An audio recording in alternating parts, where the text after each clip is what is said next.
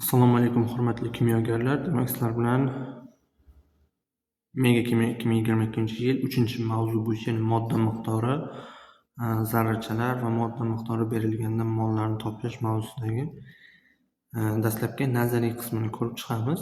Keyinchalik masalalarga o'tamiz. Demak, modda miqdori bu N harfi bilan belgilanadi, kichkina n harfi bilan. Bu nima degani? Modda zarrachalar, moddadagi zarrachalar, ya'ni zarrachalar nima nazarda tutilyapti? Atom, molekula, ion, ya'ni modda miqdori bu moddadagi zarrachalar sonini ifodalovchi fizik kattalik birligi mol. Demak, bir mol degan nima degani? Bir mol degani 6,02 ta zarracha degani.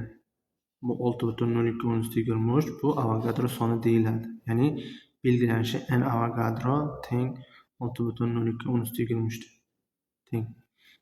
Demak, asosiy formulalarga o'tsak, massa orqali modda miqdorini topish.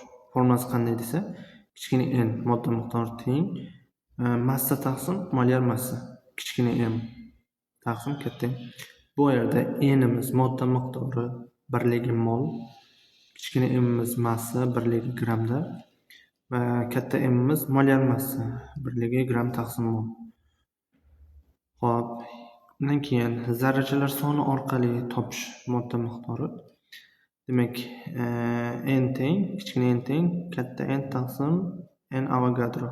Xo'p, bu yerda kichkina n bilamiz, bu modda miqdori. Katta n'imiz bu zarrachalar soni. NA'miz bu Avogadro soni deyiladi. Mana tepada yozib qo'yilgan 6,02 ga teng Avogadro soni. Xo'p, gazlar uchun normal sharoitda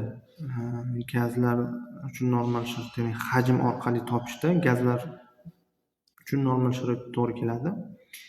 Bu degani modda miqdorini topish uchun hajm berilganda berilgan hajmni molyar hajmga bo'lsak, bizga modda miqdori kelib chiqadi. Ya'ni modda miqdorini topish formulasi n teng V taqsim Vm. Vm bu yerda hajm litrda, Vmimiz bu yerda molyar hajm. Molyar hajmimiz nima deydi? Har qanday gazning molyar hajm deganda har qanday gaz normal sharoitda 22,4 litr hajmni egallaydi. Ya'ni bundan kelib chiqadiki, bizda molyar hajmimiz va m'imiz 22,4 litr taqsim molga teng bo'ladi. Xo'p, ana endi mol haqida yana qisqacha narsaga o'tsak. Xo'p, mana modda miqdori haqida biz asosan gaplashdik hozir. Xo'p, molning bog'liqligi Avogadro soniga, massaga, hajmga va zarrachalar soniga bog'liqligi. Va ko'rdik, zarrachalar soniga bog'liqligini ham va Avogadro soniga bog'liqligi ham mana Avogadro sonimiz 6,02 ga teng. Mana bu yodlanadigan narsalarda, elementarni lekin yodlanadigan narsalar. Xo'p, Avogadro soniga bog'liq, massasiga bog'liqligi mana molyar massa gram taqsim mol degani. Bu degani moddaning bir moli qancha grammni egallashini bizga bildiradi. Shuning uchun ham gram taqsim mol 1 moliga to'g'ri keladigan massa deb aytsak to'g'riroq bo'ladi. Endi mana bu yerda men rasmda tarozida o'lchashlar keltirilgan. Bu mana bu rasmni nima uchun sizlarga tushuntiryapman? Sal bo'lsa ham tasavvur uyg'otsin deyapman-da sizlarga. Tushunyapsizlarmi?